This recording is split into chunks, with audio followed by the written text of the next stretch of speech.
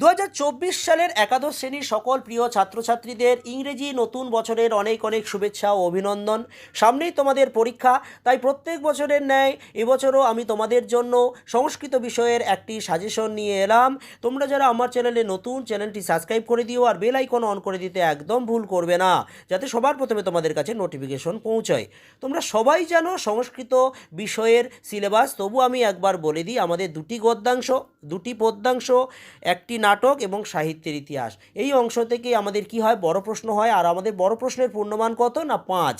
আমি আগেই বলে রাখি, তোমাদের কিন্তু শর্ট কোশ্চেনে আমি কোনো সাজেশন করিনি। তো আজকে প্রথম যে গদ্যাংশ আমাদের ব্রাহ্মণ ও চৌরপিশাচ কথা। দেখো, আমি মাত্র 3টে প্রশ্নের দিয়েছি, সেই 3টে প্রশ্নের উত্তর তোমরা ভালো করে পরীক্ষায় কিন্তু পড়ে যেও। প্রথম প্রশ্নটি হলো শত্রব অপি হিতাইব বিবদন্ত পরস্পরম, শ্লোকটির তাৎপর্য বিশ্লেষণ করো। আর ব্র্যাকেটে যে জিনিসটি দিয়েছে সেটা হচ্ছে আন্ডারলাইন করেছি, দেখো সেটা কিন্তু খুব গুরুত্ব সহকারে মনে রাখবে যে এই প্রশ্নটা কিন্তু ভাব সম্প্রসারণ রূপেও আসতে পারে, তাই একই উত্তর তোমরা লিখতে পারবে। 2 নম্বর প্রশ্নটি হলো তৎসুন্দরামিদং এক কারিয়া বেবাবাম, ব্যাখ্যা করো। এই প্রশ্নটির উত্তর ভালো করে পড়ে যেও। 3 নম্বর প্রশ্নটি হলো কি, কদাচিদয়ং ব্রাহ্মণ গো শব্দেন বুদ্ধে ততদা অনর্থকয়ং মমারম্ভসেদ, শ্লোকটির তাৎপর্য বিশ্লেষণ করো। এটাও কিন্তু ভাব সম্প্রসারণ রূপে আসতে পারে, ওই জন্য আমি আন্ডারলাইন করে দিয়েছি। তো ভাব সম্প্রসারণ রূপে আসলেও তোমরা একই উত্তর লিখবে। এই 3টে প্রশ্নের উত্তর তোমরা ভালো করে কিন্তু পড়ে যেও। এরপর 2 নম্বর গদ্যাংশ হচ্ছে দশকুমার চরিতম। দেখতেই পাচ্ছ তোমাদের মাত্র 2টি আমি এই প্রশ্ন দিয়েছি। এই 2টি প্রশ্নের উত্তর যদি তোমরা ভালো করে পড়ে যাও পরীক্ষায়, তাহলে কিন্তু কমন পাবে। তো প্রথম প্রশ্নটি হলো রাজবংশের মন্ত্রী ও মন্ত্রীপুত্রদের বর্ণনা দাও। 2 নম্বর প্রশ্নটি হলো মগধ রাজ্যের চারিত্রিক বৈশিষ্ট্য নিজের ভাষায় লেখো। এই 2টি প্রশ্নের উত্তর কিন্তু ভালো করে পড়ে যেও। এরপর আসি প্রথম পদ্যাংশ আমাদের কি, দশাবতার স্তোত্রম। এখান থেকে আমি মাত্র 2টি প্রশ্ন দিয়েছি। প্রথম প্রশ্নটি হলো দশাবতার স্তোত্রম অনুসারে শ্রী বিষ্ণুর 10 অবতারের কাহিনী নিজের ভাষায় লেখো। এবং এই 10টি অবতার যদি কেউ ভালো করে পড়ো, এখান থেকে যে প্রশ্নই দিক না কেন তোমরা কিন্তু লিখতে পারবে।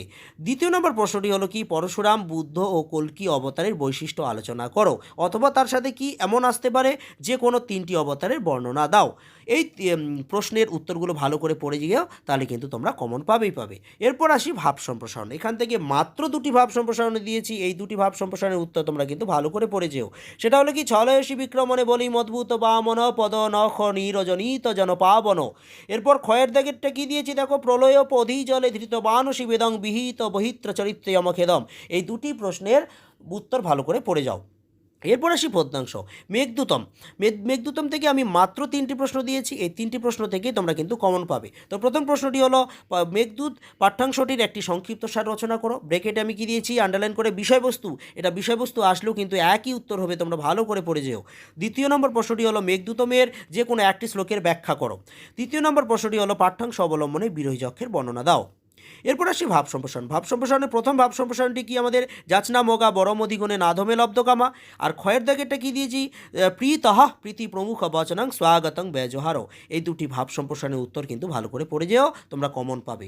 এরপর আসি নাট্যাংশ আমাদের একটাই, ভারত বিবেকম থেকে মাত্র আমি 4টে প্রশ্ন দিয়েছি। এই 4টে প্রশ্নের উত্তর কিন্তু খুব ভালো করে তোমরা পড়ে যেও, তোমরা কমন পাবে। তো প্রথম প্রশ্নটি হলো পাঠ্যাংশ অবলম্বনে শ্রীরামকৃষ্ণের মানসিক ব্যাকুলতা বর্ণনা করো।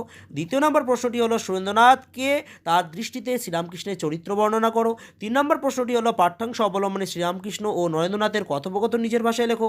4 নম্বর প্রশ্নটি হলো ভারত বিবেকমে উল্লিখিত গানগুলির বিষয়বস্তু বর্ণনা করো।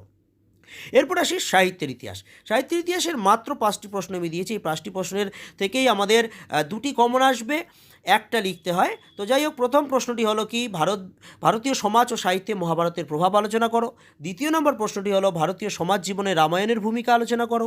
3 নম্বর প্রশ্নটি হলো মহাভারত সম্পর্কে জাহাজানো লেখো। 4 নম্বর প্রশ্নটি হলো নারায়ণ শর্মার হিতোপদেশ গ্রন্থ সম্পর্কে সংক্ষিপ্ত আলোচনা করো। 5 নম্বর প্রশ্নটি হলো পঞ্চতন্ত্র ও কথা শরীর সাগরের পরিচয় দাও। এই 5টি প্রশ্নের উত্তর তোমরা কিন্তু ভালো করে পড়ে যাও, কমন কিন্তু পাবে। তো যাই হোক, আজকে তোমাদের একাদশ শ্রেণীর ফাইনাল সাজেশন আমি করে দিলাম। খুব শীঘ্রই তোমাদের দাদা দিদিদের জন্য একটি ফাইনাল সাজেশন আসবে, অর্থাৎ দ্বাদশ শ্রেণীর। তোমরা যারা আমার চ্যানেলে নতুন, চ্যানেলটি সাবস্ক্রাইব করে দেবে আর বেল আইকন অন করে দিতে একদম ভুল করবে না, যাতে সবার প্রথমে তোমাদের কাছে নোটিফিকেশন পৌঁছয়। আর এই ভিডিওগুলো বন্ধুদের অনেক শেয়ার করবে, যাতে সকলে উপকৃত হতে পারে। ধন্যবাদ। 2024 সালের একাদশ শ্রেণীর সকল প্রিয় ছাত্রছাত্রীদের ইংরেজি নতুন বছরের অনেক অনেক শুভেচ্ছা ও অভিনন্দন। সামনেই তোমাদের পরীক্ষা, তাই প্রত্যেক বছরের ন্যায় এবছরও আমি তোমাদের জন্য সংস্কৃত বিষয়ের একটি সাজেশন নিয়ে এলাম। তোমরা যারা আমার চ্যানেলে নতুন, চ্যানেলটি সাবস্ক্রাইব করে দিও আর বেল আইকন অন করে দিতে একদম ভুল করবে না, যাতে সবার প্রথমে তোমাদের কাছে নোটিফিকেশন পৌঁছয়। তোমরা সবাই জানো সংস্কৃত বিষয়ের সিলেবাস, তবু আমি একবার বলে দিই, আমাদের দুটি গদ্যাংশ, দুটি পদ্যাংশ, একটি নাটক এবং সাহিত্যের ইতিহাস। এই অংশ থেকে আমাদের কি হয়, বড় প্রশ্ন হয়। আর আমাদের বড়